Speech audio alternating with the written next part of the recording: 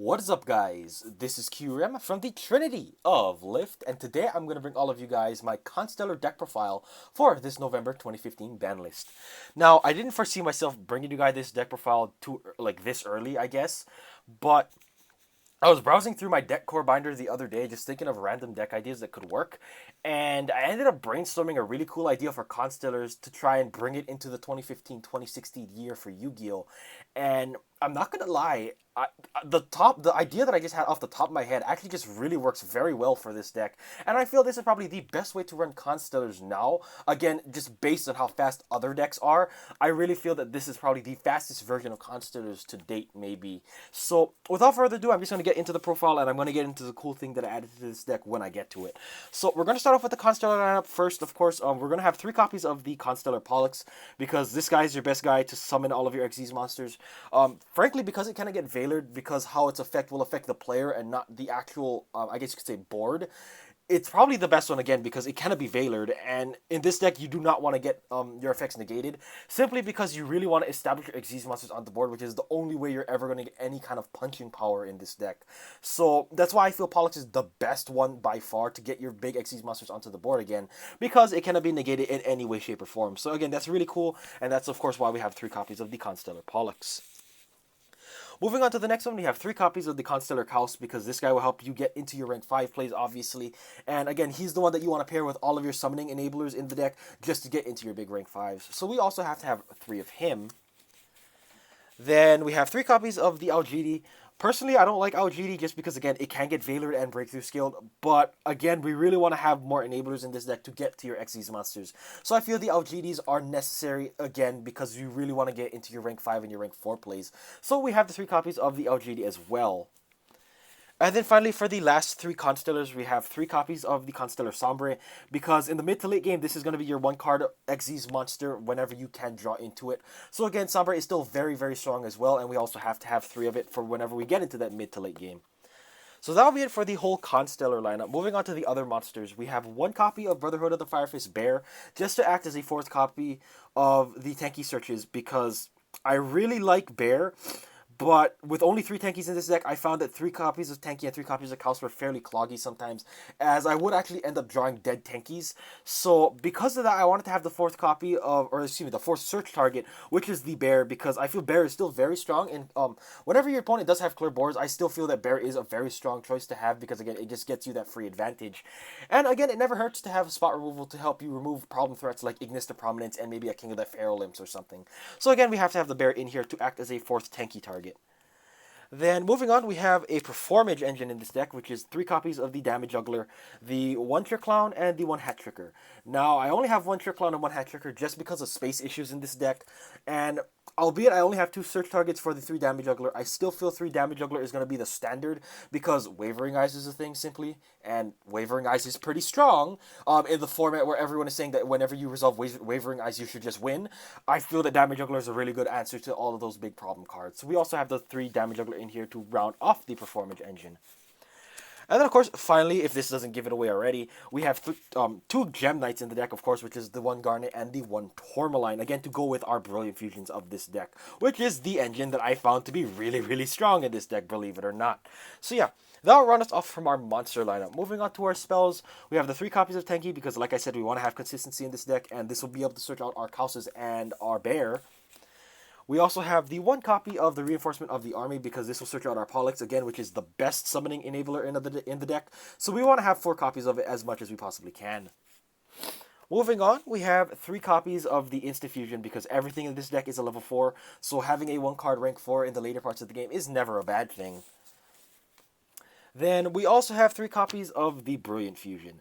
Now, I'm going to touch up on it here. This card is actually really, really strong in the deck because, first of all, Seraphonite is a level 5, so you could use Seraphonite to get into your rank 5 plays. And, of course, the Brilliant Fusion will be getting you a +2 whenever you do resolve its effect, which is something really important for Constellars. And also the fact that Seraphonite provides that extra normal summon can be really potent, because previously, Constellars could only basically make 1 Xyz monster per turn and then sit on that 1 monster. And if that monster goes to the grave by any way, you're pretty much screwed, because you lost your big bet to to get into any sort of advantageous plays. But with Brilliant Fusion now, you can potentially set up multiple Xyz monsters per turn, and because of that now, you actually do have a bigger board presence than you previously did with the Brilliant Fusion engine in here. So that is why I decided to include it, and again, it's very, very strong in my opinion, and it's probably the best way to run Constellars nowadays. So we do have the 3 Brilliant Fusion in here. And then, of course, for the final last spell cards, we have 3 copies of Upstart Goblin. I didn't include Raigeki in this list primarily because I really wanted... excuse me if I can speak. I really only wanted to see combo pieces in this deck, and I really didn't want to draw into Raigeki when I didn't have combo pieces, as I'd rather see a combo piece that I can use. So that is why I didn't include Raigeki, and again, I feel that Constellars already have enough removal in their extra deck where Raigeki isn't really necessary. So yeah, we have 3 copies of Upstart Goblin to round off our spell lineup. Moving on to the traps, we have 3 copies of Call of the Haunted because we still want to have as much summons per turn as possible. So Call of the Haunted is just another very good way to get multiple monsters onto the board per turn. Then for the last cards, we have just 1 of traps. We have 1 copy of Time Space because this card is really good. We have 1 copy of Warning because negating Pendulum Summons is really strong. We have 1 copy of Emptiness because this card is also still really strong. And we have the 1 copy of Bottomless because this removes pretty much every threat nowadays. So yeah, that'll round off our entire 40 card main deck. Moving on to the extra deck, we're going to start off with the Constellar Pleiades. Now, before anyone gives me hate mail, there is a reason why I only have 1 copy of Pleiades and not 2. The simple reason is because I feel Pleiades isn't good anymore. Like, it's alright, sure, during either player's turn, bouncing a card is really nice. But the problem is, the only way you're ever going to use Pleiades to some sort of good play is when you bounce an extra deck monster, and simply put, Cosmos don't do that, plus they cannot be targeted. And on top of that, against Pepe, you can bounce back an extra deck monster, but the fact is that they're going to be constantly pendulum summoning per turn. You're not really going to be negging them at all, really, because majority of their synchro materials will be going either to the grave and the extra deck. So because of that, I really felt that Pleiades wasn't all that good. It's a good card against certain matchups, believe me. It's still a very good card. But I feel like it isn't just as versatile anymore. And I wanted to commit other parts of my extra deck to other better cards. So that is why I decided to cut 1 Pleiades and just run 1 of them. So that is, again, why I have the 1 Pleiades in the extra deck. Moving on to the other rank 5s, we have 1 copy of Volcasaurus because this card is still fairly strong against Pepe and things. So we have to have the 1 copy of Volcasaurus to help us burn for game. Then we also have the 1 copy of Durandal, which is probably the thing I'm finding myself making first turn the most. Because albeit Pleiades again is a very strong card, I feel like this card is a lot better now. Because if you play against Pepe and or Cosmo, this card is like by miles better. Because whenever they're trying to set up their hand to do their big plays, you can simply shuffle their hand back with the Durandal and make them start with a fresh hand and potentially without combo pieces. So again, I feel Durandal is a lot better at disrupting plays than Pleiades is, which is why I also have the Durandal in here. Moving on to the other higher rank monsters, we have 1 copy of Constellar Ptolemy M7 because it's also a Constellar, and it's still fairly nice because you can use it to recycle your Sombres or your Pollexes and your LGDs if you need to. And it can also help you recycle any of the other cards that you might need, as well as it can also work as an emergency pulse. So it's never too bad to have.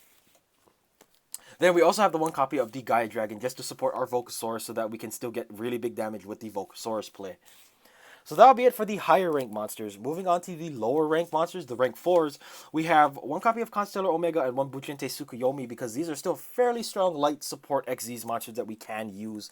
So I feel like they're pretty good because, again, Tsukuyomi will help you dig through your deck faster, and Omega is just there to help you push through big back rows. So again, those are really good.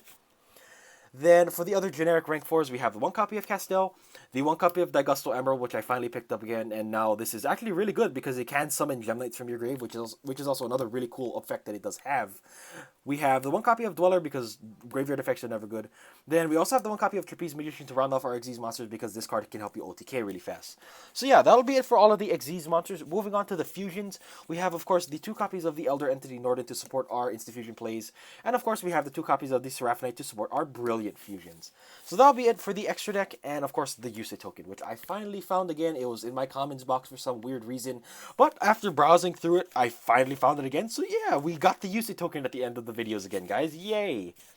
So yeah, guys, that'll be it for my Constellar deck profile for this November 2015 format. I really feel like this deck is actually a pretty sleeper pick, not gonna lie. This deck is actually a hella amount of fun because with this Brilliant Fusion engine, again, you can actually make really big boards in Constellars, which is something that it could never do previously.